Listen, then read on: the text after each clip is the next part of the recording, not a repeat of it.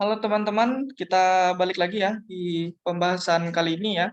Sini ada masih tersisa 10 slide lagi. Nah, langsung saja kita bahas ya. Nah, jadi akun-akun terkait siklus investasi ya, jadi ada beberapa di sini ya. Terkait dengan misalkan akun kas ya, ketika kita membeli investasi. Nah, kemudian ada akun investasi itu sendiri ya, ketika kita membeli investasi kan berarti investasi di debit ya. Kemudian kreditnya itu ada kas ya. Kemudian dividen, akun dividen yang terkait misalkan kita menerima dividen ya, dividen revenue. Nah, saham sendiri. Nah, saham sendiri ini bisa biasa, preferen dan ada premiumnya. Nah, ini terkait dengan misalkan sebenarnya ini terkait dengan investinya ya. Investinya itu kan mencatat cash di debit, di kreditnya ada share capital, bisa share premium gitu ya. Bisa juga ada yang preference, ada juga yang ordinary gitu ya. Kalau terkait dengan akun saham ini, itu biasanya di investi gitu ya. Kemudian kalau laba ditahan ya, return earning terkait ya, ini juga bisa terkait penutupan dari dividen revenue bisa, atau eh, mempensiunkan ya, memensiunkan akun investasi biasanya kita tutup ke laba ditahan ya. Jadi kalau investasinya mau kita pensiunkan ya, kita mau hapus, maka yang berubah itu terkait dengan laba ditahan. Kemudian pendapatan kerugian investasi ini misalkan income from investment ya, terkait dengan equity method. Kalau ada net income diumumkan, net loss diumumkan, maka berpengaruh ke jurnal income from investment-nya atau pendapatan atau kerugian investasi. Bisa juga terkait dengan penjualan ya. Penjualan atas investasi itu kan bisa gain, bisa loss gitu ya. Kemudian ada kepentingan non pengendali ya, atau NCI equity, ini terkait dengan konsolidasi sebenarnya ya. Maka ketika kita udah berinvestasi di atas 50% yang pengukurannya itu konsolidasi, maka ketika jurnal eliminasi akan timbul akun non pengendali ini ya, atau non controlling interest. Kemudian obligasi, kalau misalkan terkait dengan investasi di obligasi ya, maka investi kan terkait dengan obligasinya, menimbulkan akun obligasi gitu ya. Kemudian piutang atau utang dividen ini terkait dengan apakah kita menerima dividen itu secara tunai atau non tunai. Kalau non tunai, maka yang kita terima atau kita debitkan itu adalah utang.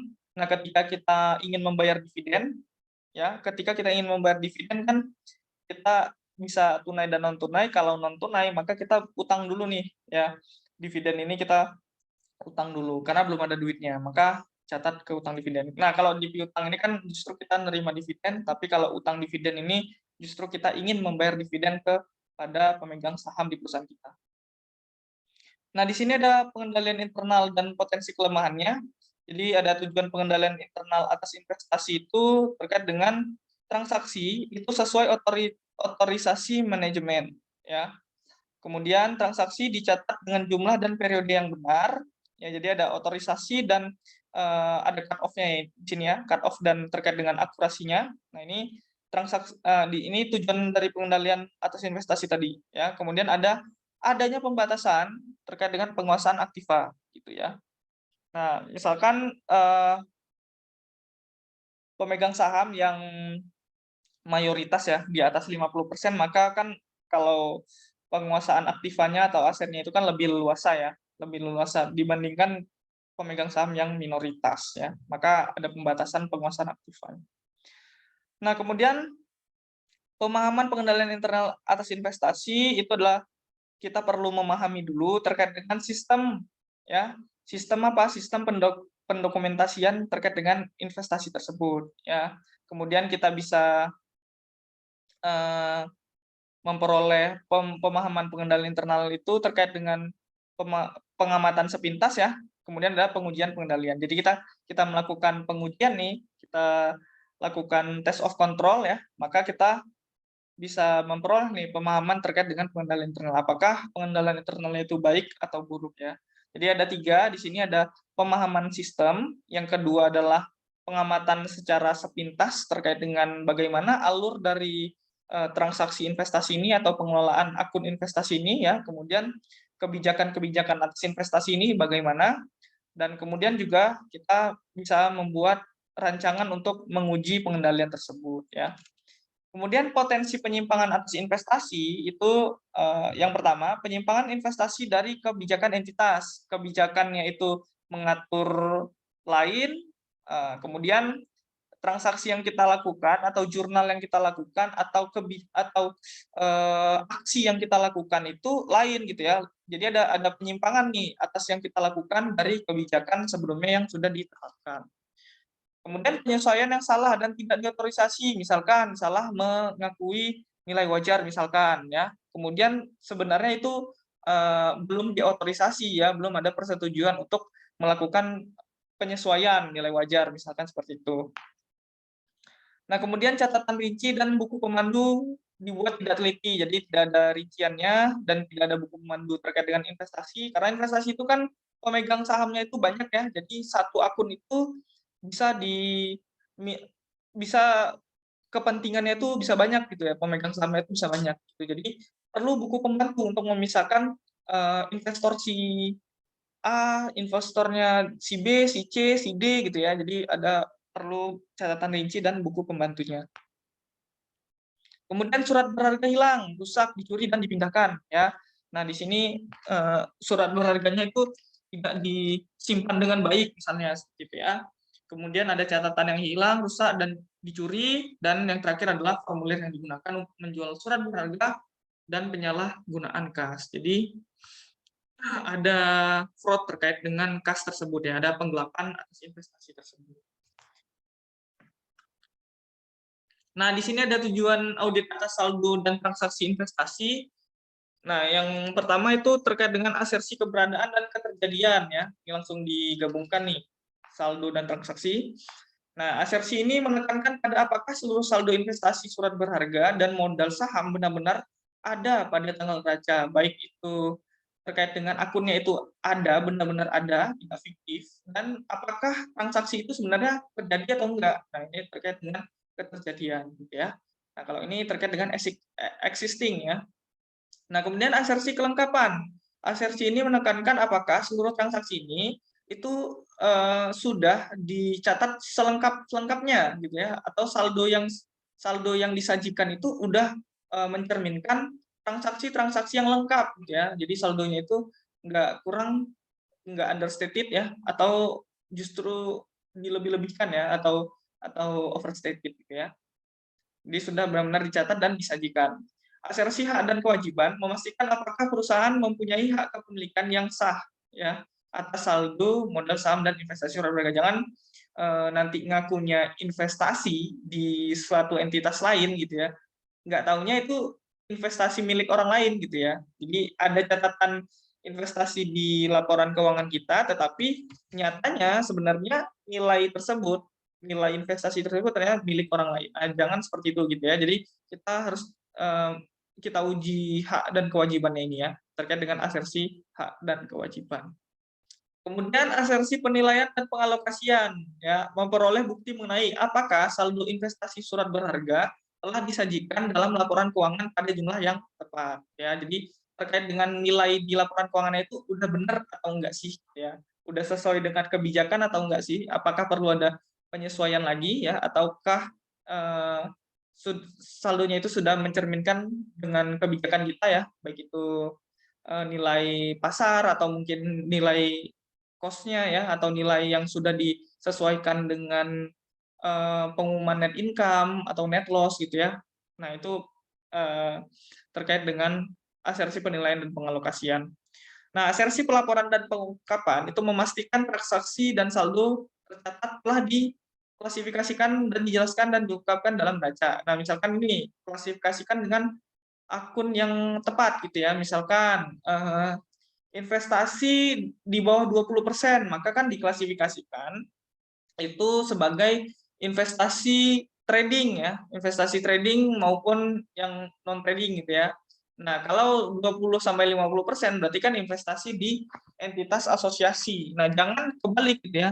Yang kurang dari 20% justru kita catat di akun investasi entitas asosiasi. Nah, itu kan salah ya. Harusnya kalau kurang dari 20 itu trading dan non trading, kalau 20 sampai 50 itu kan investasi pada entitas asosiasi gitu ya. Jadi kita uji itu klasifikasian akunnya. Dan di sini dijelaskan siapa pemilik saham dijelaskan ya, investasi tersebut ya kan satu akun ya, tetapi kan pemiliknya banyak. Gitu. Kemudian diungkapkan dalam neraca. Nah, ini diungkapkan dalam neraca artinya dijelaskan di investasi tersebut ya dijelaskan maksudnya masuk ke aset lancar atau enggak gitu ya, masuk ke aset tidak lancar atau enggak, dan yang paling penting apakah akun tadi itu ada di neraca atau enggak gitu ya. Jangan tadi ngakunya investasi tapi enggak masuk ke dalam neraca ya. Kalau misalkan trading itu kan dia berarti di aset lancar gitu ya. Kalau misalkan kepemilikan 20-50% ya, atau kita bisa katakan investasi pada entitas asosiasi itu kan masuk ke aset tidak lancar. Jadi pengungkapannya itu dalam neraca itu benar atau enggak gitu ya. Atau jangan-jangan belum diungkapkan. Itu perlu kita uji ya. Kita uji asersi, pelaporan dan pengungkapan. Nah, ini ada prosedur pengujian atas investasi. Nah, di sini ada yang pertama kita lakukanlah rekonsiliasi antara informasi investasi di neraca dengan catatan akuntansi terkait gitu ya.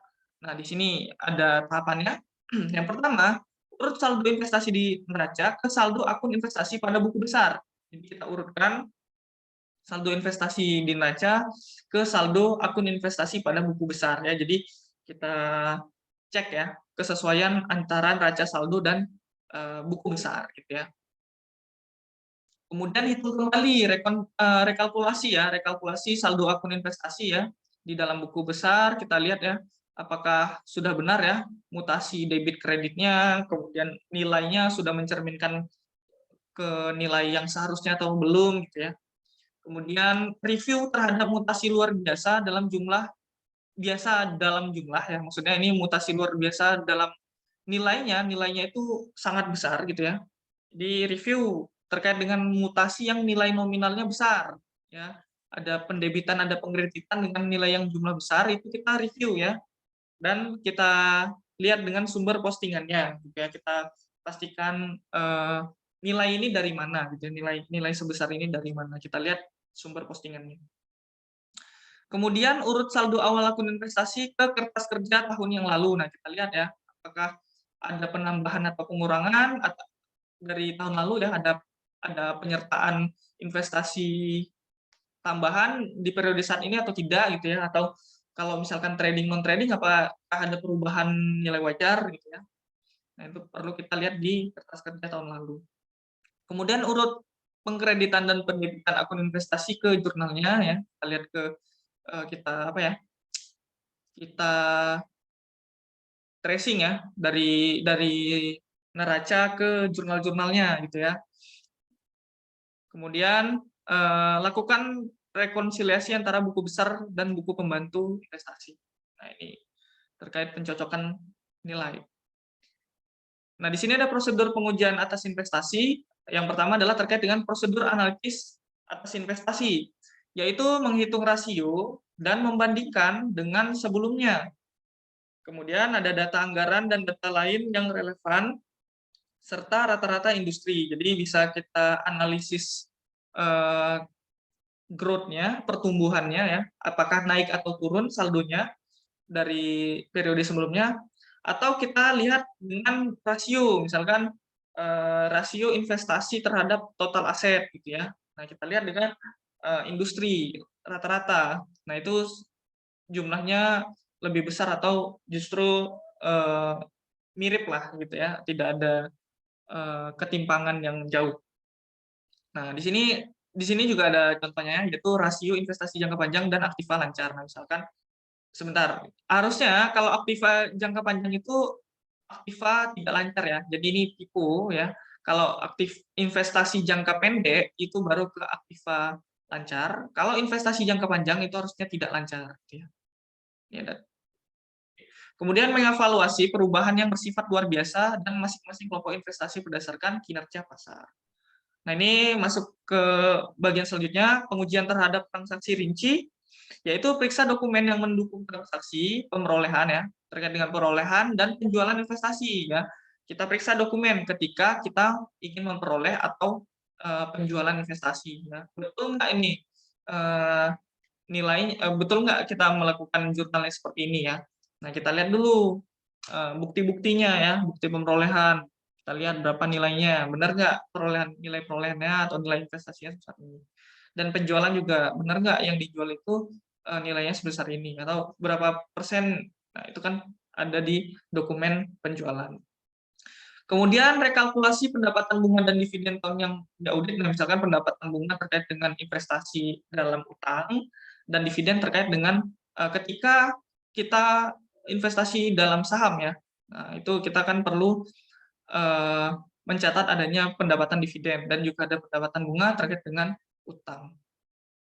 Kemudian hitung kembali laba dan rugi yang timbul dan transaksi penjualan surat berharga gitu ya. Jadi kita hitung lagi apakah benar ini ada keuntungan atau kerugian atas penjualan investasi ya.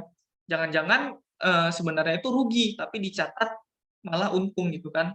Sebenarnya yang dijual itu di bawah harga pasar alias rugi gitu. Tapi kenapa pencatatannya dicatat untung gitu ya. Nah, itu perlu kita hitung kembali gitu. Udah benar nggak ini masuk ke gain atau loss-nya. Kemudian hitung kembali laba dan rugi yang timbul atas Kemudian periksa dokumen yang mendukung transaksi pembelian dan penjualan investasi dalam periode sekitar tanggal neraca. Nah, ini terkait dengan cut off-nya ya. Jadi kita lihat yang sekitar tanggal neraca itu ya tanggal akhir periodenya ya. Benar nggak ini transaksinya itu udah apa ya? Udah selesai, udah dokumennya udah lengkap, udah perlu bisa diakui akun investasi ini ya. Kalau misalkan belum ada penyerahan uang dan bisa kita katakan ya sebenarnya investasi itu belum terjadi dan dokumennya juga belum lengkap, maka kan belum bisa diakui ya. Jadi perlu kita cek lagi ya dokumen-dokumen pendukung di sekitar tanggal neraca itu terkait dengan cut off-nya. Kemudian periksa dokumen yang mendukung pemerolehan investasi yang dimiliki oleh klien pada tanggal neraca. Ya, ini terkait dengan ya ini benar nggak menjadi hak kita ya, investasi ini benar nggak, jangan-jangan ini ya investasi orang tapi kita catat di buku kita. Nah, ini ada macam-macam lagi ini, pelajari notulen rapat pemegang saham atau RUPS dan direksi, kemudian ada minta daftar surat berharga dan lakukan inspeksi terhadap sertifikat surat berharga, kemudian ada kirim konfirmasi ya, di sini ada konfirmasi eksternal juga terkait investasi, benar nggak yang ditampilkan di neraca kita itu sudah sesuai nggak dengan investasi yang ada di neraca ya investi misalkan gitu ya. Jadi di investi dicatat bahwa keterangan modal saham ini itu atas penyetoran uang dari investor sebesar sekian gitu ya. Kita bandingkan konfirmasi dari pihak investi, benar nggak kalau si pihak klien kita ini benar-benar melakukan investasi nilainya itu sebesar sekian gitu ya, sebesar yang dikatakan dengan klien kita gitu. Jadi investi bisa menjawab gitu ya apakah sudah sesuai atau tidak. Jadi ada konfirmasi eksternal. Kemudian ada rekonsiliasi antara surat berharga yang dihitung dengan yang disajikan di neraca. Kemudian ada lakukan inspeksi dan pemeriksaan terhadap polis asuransi surat berharga. Kemudian ada minta informasi surat berharga yang dijadikan jaminan penarikan utang. Bandingkan metode penilaian investasi yang digunakan oleh klien dengan prinsip akuntansi yang diterima umum. Jadi metode penilaian investasinya udah tepat nggak nih kalau misalkan tadi kebijakannya itu terkait dengan cost method ya atau terkait dengan fair value method. Nah, itu perlu disesuaikan lagi gitu ya. Kalau misalkan memang dia kepemilikan 20 sampai dengan 50%, berarti kan dia sebenarnya equity method ya. Jadi bukan cost method, bukan nilai wajar yang dipilih itu, yaitu equity method. Jadi sesuaikan lagi kalau misalkan dari awal memang penyertaan modal di atas 20%, maka kan dia udah pasti equity method ya, 20 sampai dengan 40. Jadi lihat kebijakan umumnya, akuntansinya. Jangan nanti di akhir periode malah disajikan pada nilai wajar gitu ya. Kemudian bandingkan nilai investasi dengan harga pasar surat berharga. Ini terkait dengan fair value method ya, ketika dia FVTPL atau FVOC ya, FVOC itu. Nah, jangan-jangan di akhir periode atau di laporan keuangan malah yang dicantumkan itu adalah nilai yang tidak sesuai harga pasarnya gitu ya, nilai carrying amount-nya, nilai terbawanya, bukan nilai pasarnya. Nah, kalau tadi kebijakannya itu adalah menggunakan nilai wajar, maka kita pastikan lagi apakah nilai investasi itu sudah sesuai dengan nilai wajarnya atau nilai pasarnya. Nah, ini konfirmasi dan inspeksi surat berharga ini kepada pihak eksternal. Ya, ini ada konfirmasi tadi pihak eksternal. Auditor melakukan konfirmasi dan mengawasi pengiriman surat konfirmasi serta jawaban konfirmasi harus langsung dan menyimpan surat berharganya. Jadi ini konfirmasi yang baik itu adalah konfirmasi secara langsung, bukan secara tidak langsung ya, atas dari jawaban klien gitu misalkan ya. Tidak langsung itu kan dari pihak eksternal mengirim ke klien konfirmasinya, jawaban konfirmasinya, baru klien ke auditor itu kan secara tidak langsung ya. Nah, dalam standar audit bukti yang lebih andal adalah ketika auditor menerima langsung jawaban konfirmasi tersebut dari pihak eksternal gitu ya. Kemudian auditor menentukan dapat tidak menyimpan eksternal auditor menentukan dapat atau tidaknya penyimpanan eksternal itu dapat dipercaya sehingga investasi klien dapat terjamin. Kemudian surat berharga sebagai jaminan utang klien, konfirmasi dilakukan kepada masing-masing kreditur pemegang surat berharga. Jadi terkait dengan misalkan ada kasus, apakah surat berharga ini menjadi jaminan suatu utang dari klien? Nah, kita perlu konfirmasi lagi kan? Nah, perlu konfirmasi lagi ke masing-masing kreditur nih. Oh iya, ketika klien melakukan kontrak terkait dengan utang ya, misalkan terkait dengan utang atau terkait dengan kredit, oh iya benar, dalam kontrak tersebut, dalam kesepakatan tersebut, dalam perjanjian tersebut, klien benar-benar melakukan jaminan atas utang tersebut menggunakan surat berharga. Jadi kita bisa melakukan konfirmasi ke pihak kreditur gitu. Kemudian kepada pihak eksternal ini melakukan inspeksi fisik surat berharga, ada menghitung surat berharga klien, membandingkan nomor sertifikat, dan menghitung banyaknya lembar dengan catatan rincinya. Kemudian verifikasi penyajian dan pengungkapan, periksa klasifikasi surat berharga sebagai investasi sementara dan investasi jangka panjang dengan melakukan wawancara mengenai kebijakan investasi sementara yang dijalankan. Kemudian periksa investasi jangka panjang mengenai kemungkinan sebagai alat pengendalian perusahaan lain. Nah, ini terkait dengan verifikasi penyajian dan pengungkapan ya.